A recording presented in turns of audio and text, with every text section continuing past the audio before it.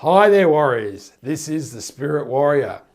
It's great to be with you again, and I'd like to thank all of those who have subscribed to the channel and subscribed to the newsletter. For this, I'm truly grateful and thank you, and I really appreciate your support. I was driving around in my car a couple of days ago thinking about what I wanted to create in my life, and I had a really strong message from the universe, which was, don't focus on where you are, but focus on where you want to be. And that was telling me that I was stuck in my current situation. My mind was spinning around with all the problems and why this wouldn't happen and why I don't deserve the things I wanted to create in my life. And the message was really strong, wasn't it? The message was to focus on where you want to be.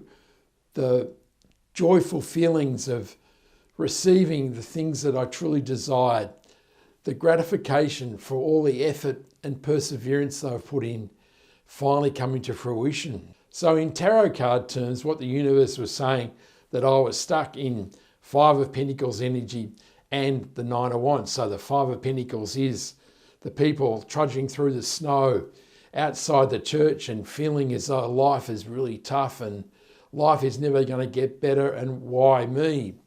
And many of us do get stuck in that energy. And the other energy, of course, is the Nine of Wands, which is being put through the ringer of life. You've been battling on and wondering whether life will ever get any better. And so those two cards point to a situation where many warriors find themselves. They've been challenged by so many things in their life that it's really hard to get out of this mindset that it's ever going to get any better. It just feels like there's this total grey and blackness that is engulfing their lives, and it is a real struggle to get out of this mindset to the mindset that you want to be, which will allow you to manifest and create the things that you want, because it really is almost impossible to manifest truly great things in your life when you're stuck in the Five of Pentacles energy and feeling downtrodden and beaten up in the Nine of Wands. And so I was watching Chris Reck, who is the Minnow Pond Tarot, on YouTube in a Taurus reading, because I'm Taurus, I'm watching a Taurus reading. He pulls out the Six of Wands, which is the card of victory and success. So the man is on the horse and he's riding victoriously in amongst the crowd, and everybody's going, yay, and cheering. And it looks all very impressive. But the point he made was that there's been a journey to that point. That is really the window dressing. That is the illusion of it all just happening like magic. And sometimes I've been guilty of this, just thinking that my manifestation should just, come on, God, just send it to me. But the reality is there's been a journey to that point, hasn't it? That he may have been in the Five of Pentacles and Nine of Wands energy, particularly the Nine of Wands energy. So there may have been battles and struggles and tribulations and pain and suffering, but he has overcome it. He has been strong, he's persevered. Now he's been rewarded as he rides in to the city square, to the accolades of the many people around him. And so really the point of this exercise is, sometimes when we look at people who've created greatness in their life, we just see the end result. We just see the amazingness.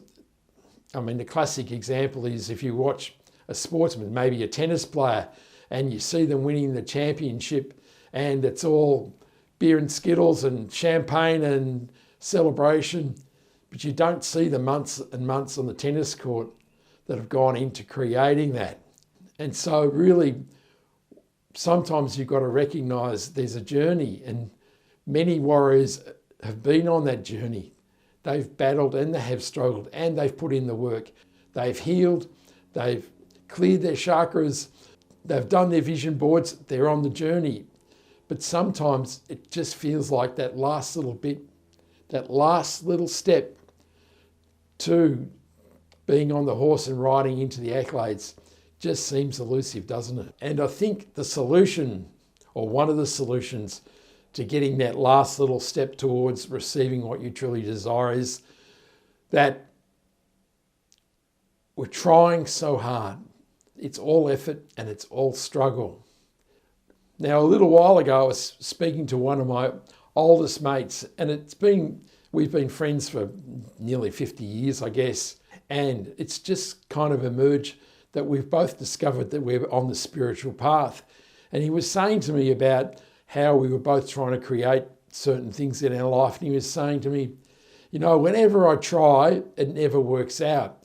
And this is really a key point, is that there comes a point where effort is an impediment and not the answer to creating what you want, because what the universe sees is struggle, pain, difficulty, and as the law of attraction rewards like with like, what you receive is more effort and struggle. So it really is a tiny sticking point, which I think is the impediment to many of us creating what we really want. And the answer is to allow. So at some stage or other, you need to step aside and give the universe some space. You need to be detached of the outcome, and you need to allow the universe to manipulate things and not get bogged down in problem solving and this is the way it should happen. And what many of us get stuck in is, the real world says that I'm fantasizing that this amazing thing will happen in my life, and it's never going to happen. The answer is to open up your life to all the possibilities the universe can create.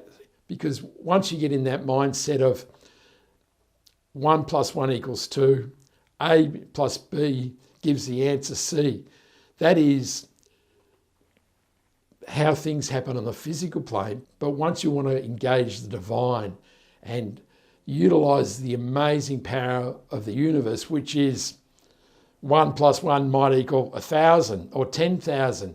So the physical restrictions of the earthly plane no longer apply. And so to allow that amazing energy to enter your life, you need to give it some space. You need to become detached from the outcome and surrender to the universe and allow the universe to do its thing. And once you get out of the way of the universe, you'll be amazed at the results that happen.